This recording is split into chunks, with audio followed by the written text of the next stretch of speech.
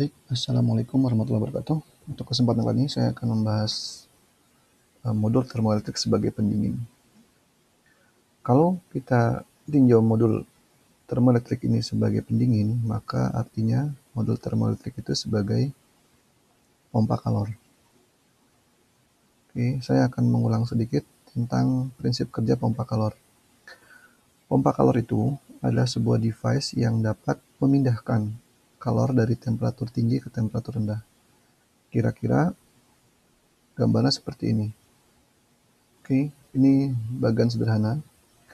Misal saya punya dua reservoir itu yang lebih panas atau lebih tinggi temperaturnya, dan reservoir dingin itu yang temperaturnya lebih dingin. Kalau tanpa pompa kalor, maka kalor itu akan secara spontan mengalir dari sini ke sini, ya, tanpa pompa kalor. Tapi karena ada pompa kalor, kita bisa merekayasa sehingga kalor dapat mengalir dari reservoir dingin ke reservoir panas, ke arah sana. Bagaimana caranya? Pertama, pompa kalor itu membutuhkan kerja yang namanya W. Karena dia masuk, saya sebut dengan W in. Karena ada W in ini, maka dia bisa memaksa kalor yang ada di reservoir dingin ini terserap ke sana.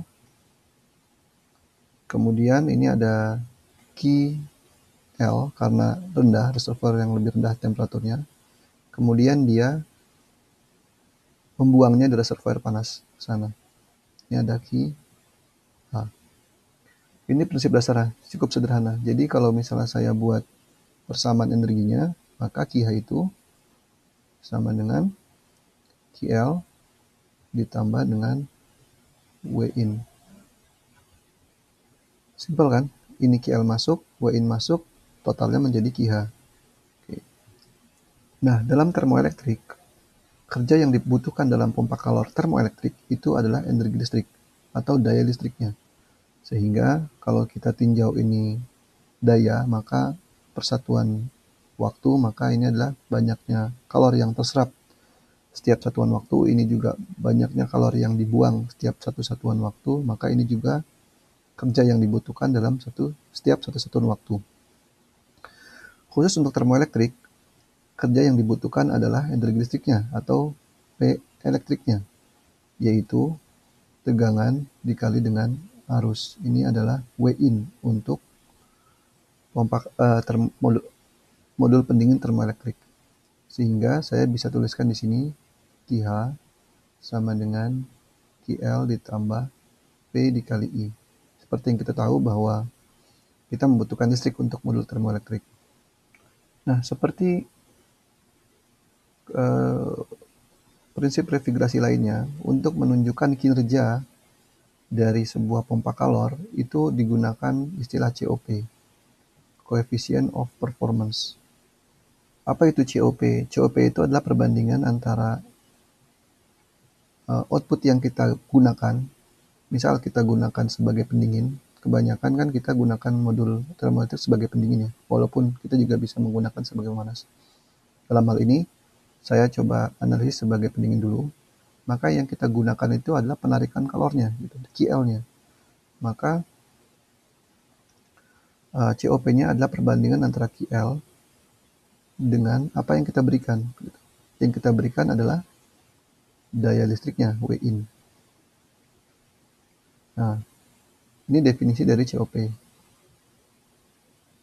Nah, untuk typical termoelektrik, biasanya COP-nya untuk modul termoelektrik adalah berkisar antara 0,3 sampai 0,7. Kalau ini untuk termoelektrik ya, untuk thermoelectric cooler. Kalau kita bandingkan dengan prinsip refrigerasi kompresi uap atau SRKU ya, itu COP-nya bisa mencapai kira-kira 3,5. Coba Anda bayangkan, COP itu adalah menunjukkan kinerja dari sebuah perangkat pompa kalor atau siklus refrigerasi. SRKU yang menggunakan kompresor yang biasa kita gunakan untuk AC dan kulkas itu tinggi sekali COP-nya, 3,5. Sedangkan termoelektrik itu hanya kecil sekali, 0,3 sampai 0,7. Itulah mengapa sampai saat ini termoelektrik belum bisa menggantikan uh, secara menyeluruh teknologi SRKU ini. Oke, ini adalah penjelasan sederhana tentang modul termoelektrik sebagai pendingin.